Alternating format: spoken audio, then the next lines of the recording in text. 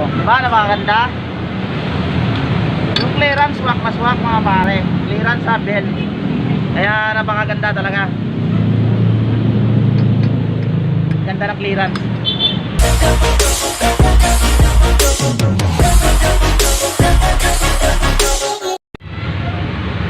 Yan.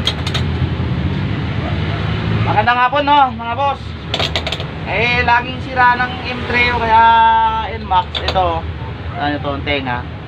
Mabipigtas na di ba? Oh di ba? Ngayon saan kayo makakabili ng magandang pamalit? Yung tinatawag na show lang ito. JVT baka naman. Baka naman. Napakamura lang po nito, tapos subok ko na to. Napakakapit, walang drag. Wala kayo sa akin. Dami ko na nito nabili. Hindi sa JBT ha. Doon.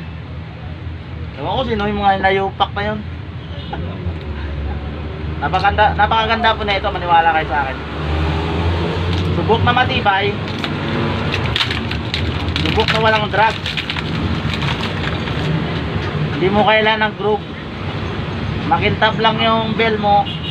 Maniwala ka sa akin. Diba? Napakahaba ng lining. Diba?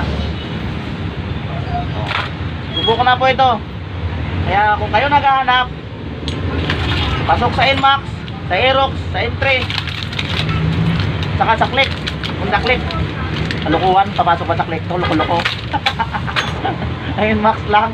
Gago. Oh, di ba? Yun natin po sa inyo, napakaganda na ito, JBT lang. JBT. Baka naman. Salamat. Oh, di ba napakaganda?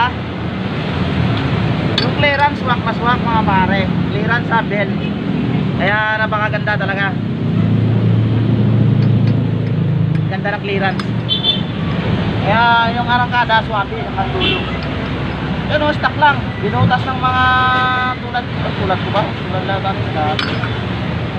Oh, binutas. Ayun. Design. Banay drag. Gong. Stock na ito. Stock lang na walang butas. Pare, may walang na mga nag-stock. Kapit na kapit sa JBT. Ah. So yun lang.